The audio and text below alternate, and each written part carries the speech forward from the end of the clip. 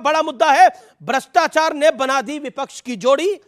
दूसरा मुद्दा अधूरी तैयारी विपक्ष पर पड़ेगी क्या भारी। जनता के मुद्दे गुल हैं और निजी हमले प्रधानमंत्री नरेंद्र मोदी पर और गृह मंत्री अमित शाह पर फुल हैं। विपक्ष पर एक्शन से क्या बीजेपी चुनाव जीत जाएगी, आज यह भी मूल प्रश्न है।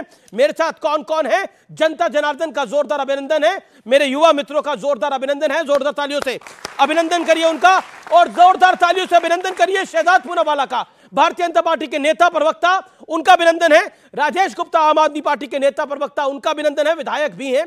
मेरे साथ विवेक श्रीवास्तव हैं, लेफ्ट के नेता, उनका अभिनंदन है। मेरे साथ समाजवादी पार्टी के राजकुमार भाटी साहब हैं, वरिष्ठ नेता, उनका अभिनंदन है। तालियां रुकनी नहीं चाहिए। कंचना यादव है, आरजेडी की नेता प्रवक्ता, उनका भी अभिनंदन है। आप लोगों का स्वागत है इस चर्चा के अंदर। इस चर्चा की मैं शुरुआत करता हूं। शहजाद पूनावाला, आपका रुख करते हैं कि आप विपक्ष को तोड़ना चाहते हैं और विपक्ष पे एक्शन से बीजेपी जीत जाएगी, कांग्रेस के अकाउंट फ्रीज करके, दूसरी तरफ अरविंद केजरीवाल को जेल में डालकर, हेमंत सोरेन को जेल में डालकर।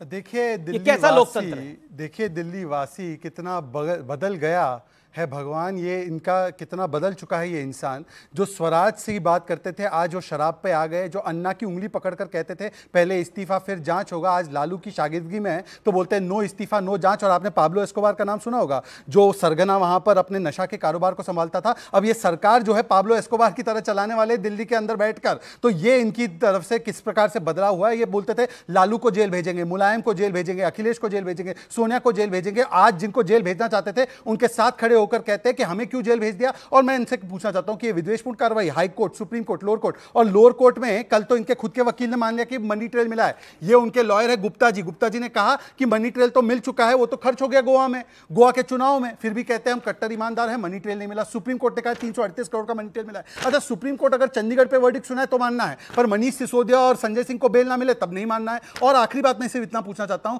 कि देखिए अब तो ऑर्डर चलाने में भी घोटाला कर रहे हैं। सीएमओ से कैसे जारी हुआ ऑर्डर उसके बारे में तो बताइए, क्योंकि सीएमओ को अनलेस की केजरीवाल जी लिखित में दे और आदेश हाईकोर्ट से आए कि ये दे सकते हैं, तब तक ये ऐसा ऑर्डर जारी नहीं हो सकता। पहला आदेश कहां से आया उसका भी जवाब नहीं देते। मतलब शराब में घोटाला, ऑर्डर और सरकार चलाने में घोटाला, और अब जो है अपनी बयानबाजी में भी ऐसा घोटाला कि जो पहले कहते थे आज वो नहीं कहते।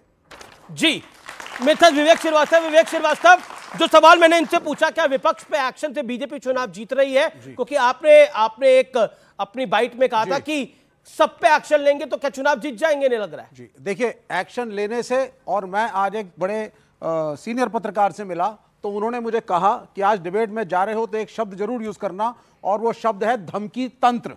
जी, तो धमकी तंत्र जो है, ये धमकी तंत्र से सरकार चलाना चाहते हैं, धमकी तंत्र से चुनाव करवाना चाहते हैं, धमकी तंत्र से धमकाना चाहते हैं। हम ईडी लाएंगे, हम सीबीआई लाएंगे, कुछ नहीं तो जेल में मरवा देंगे, वो नहीं तो पुलिस का एनकाउंटर करवा देंगे। पॉइंट, ये वो तंत्र है जिसको चला करके ये हम लोगों को दबाना चाहते हैं। प्रजातंत्र हैं, भारतीय हैं, दबेंगे नहीं, इलेक्शन लड़ेंगे और इंडिया गठबंधन इलेक्शन जीतेगा। और आपका डर धमकी तंत्र लाने पे मजबूर कर रहा है आपको। आपने बोला कि कुछ नहीं होता तो जहर से मरवा देते हैं। बिल्कुल, ऐसा क्यों बोला आपने? भाई शक की सुई घूम रही है, घूमे जा रही है। शहजाद पूनावाला पे पहले एक व्यक्ति जो है, ये शहजाद पूनावाला भी तो हैं, मेरे तो कई बार इन पे बहुत ज्यादा शक होता है कि प्राइम मिनिस्टर से मिलते हैं तो पता नहीं क्या क्या एडवाइस देते होंगे। जी भाई, इसका आपको देना चाहिए एक उत्तर कि ये धमकी तंत्र है या धमकी तंत्र नहीं है। ये देखिए, ये प्रतिक्रिया स्वाभाविक है। जब एक माफिया मरता है तो ये सारे लोग बिलबिलाते हैं, और जब वो माफिया धमकी के आधार पर महिलाओं को असुरक्षित रखता था और गरीबों की जमीन हड़पता था, तब उनको धमकी तंत्र नहीं याद आता था, तब उनको लगता था वो लोकतंत्र है और वो अमन का तंत्र है। तो मुझे लगता है कि आज अगर उनको इतनी सद्भावना महसूस हो रही है, इनसे पूछे कभी इन्होंने श्रद्धांजलि अर्पित की उस्ताद बिस्मिल्लाह खान को, कभी श्रद्धांजलि अर्पित की एपीजे अब्दुल कलाम को, परंतु आज श्रद्धांजलि अर्पित किसको करते हैं? अतीक अहमद और माफिया डॉन मुख्तार अंसारी को। और मैं पूछना चाहता हूं, सुन लीजिए, पुलिस भेज के एनकाउंटर करवाएं। मैंने बीच में नहीं बोला, पुलिस एनकाउंटर के लिए है, मैंने बीच में नहीं बोला। जेल में कैदी मर जाता है, नहीं बोला विवेक जी, मैंने बीच में नहीं बोला। चीफ मिनिस्टर क्यों नहीं रिजाइन करते? उस अतीक अहमद ने राजूपाल, जो कि दलित समाज से आते, जब उसका खुलेआम सरेआम हत्या कराई तो राजूपाल के लिए उनका दिल नहीं धड़का, परंतु आज जब अतीक अहमद कस्टडी में कैसे मरा, तब उनका दिल कैसे मरा। और 10 सेकंड, इन्होंने कहा कि हम धमकाते हैं। सुन लीजिए, ये धमकाता कौन? अगर तुमसे जांच नहीं होती तो जांच करानी है, सोनिया गांधी को गिरफ्तार करो, ये तो अरविंद जी है, ये अरविंद जी है। और मैं आपसे बताना चाहता हूं कि ये कहते हैं ना कि सुनिए ये, अरे भाई अरविंद केजरीवाल, एक सेकंड अरविंद केजरीवाल की बातों से हट रहे सोनिया गांधी आज भ्रष्ट नहीं है क्या? और दूसरी बात, ये कहते हैं ना ईडी से धमकाते, ईडी से कार्रवाई करवाते हैं। ये आम आदमी पार्टी ने छत्तीसगढ़ चुनाव में मतलब 2 महीने पहले ईडी की कार्रवाई मांगी थी भूपेश बाघेल पर और कहा था गिरफ्तार करो राहुल गांधी को भी, और तब ईडी ठीक है, आज ईडी खराब हो गए। यही इनका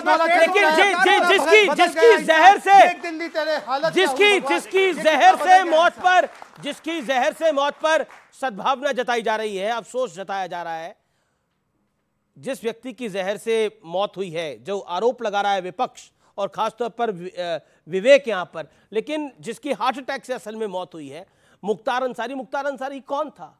पूछ के देखिए। शैलेंद्र सिंह ने जिन्होंने उनके घर से एलएमजी पकड़ी थी, उनको गिरेबान से पकड़ के सपा की सरकार ने उनका क्या हश्र किया था, मुझे बताने की आवश्यकता नहीं है, आप जाके पढ़ सकते हैं।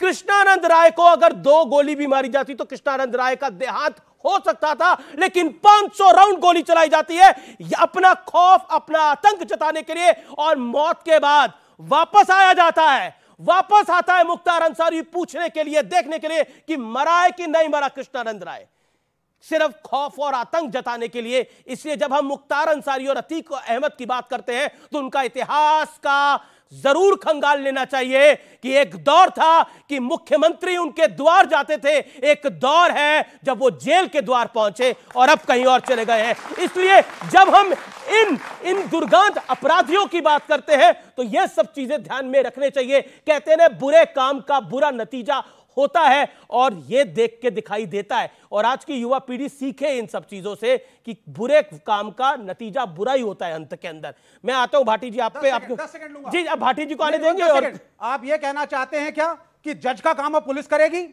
दंड पुलिस देगी, फांसी पर पुलिस लटकाएगी? जज का कोई काम नहीं है, न्यायपालिका का कोई काम नहीं है, वकीलों का कोई काम नहीं है। अगर मुख्तार अंसारी या कोई भी क्रिमिनल जेल में जाता है तो उसको क्या सजा मिलेगी, इसका निर्णय जज करेगा। बिल्कुल आपकी बात वाजिब है, लेकिन हार्ट अटैक आ जाए तो पुलिस कस्टडी में मारे गए हैं। अब हार्ट अटैक आ जाए तो कोई क्या करेगा? कोई बात नहीं, मुख्यमंत्री को रिजाइन देना चाहिए। मुख्यमंत्री को रिजाइन, ये बहुत एक मुख्यमंत्री रिजाइन देगा, किसी को हार्ट अटैक आ गया, इत्तेफाक है, ये बड़ा इत्तेफाक है। कितने लाख कैदी होंगे? मुझे नंबर ध्यान में नहीं है, कोई चेक कर ले भाई इसको। इलेक्शन के कितने लाख कैदी होंगे? कमाल है। केवल एक बात इन्होंने कहा कोर्ट की बातों पर भरोसा करना चाहिए। तो सुन लीजिए, तो कोर्ट ने 5 बार लालू जी को कन्विक्ट किया, करप्ट मानते कि नहीं मानते? नहीं, लालू जी के मतलब में नहीं मानना है और बाकी जगह मानना है, यही इनका चेहरा है। देख लीजिए, लालू जी के कोर्ट में नहीं मानना है, कोर्ट में नहीं मानना है, पर अपने समय पर कोर्ट को कोर्ट करना है। बता, वो कोर्ट की परमिशन से ही राजनीतिक एक्टिविटीज कर रहे हैं, कोर्ट की परमिशन से ही आरजेडी में पार्टिसिपेट कर रहे हैं, कोर्ट का परमिशन है तभी कर रहे हैं ना।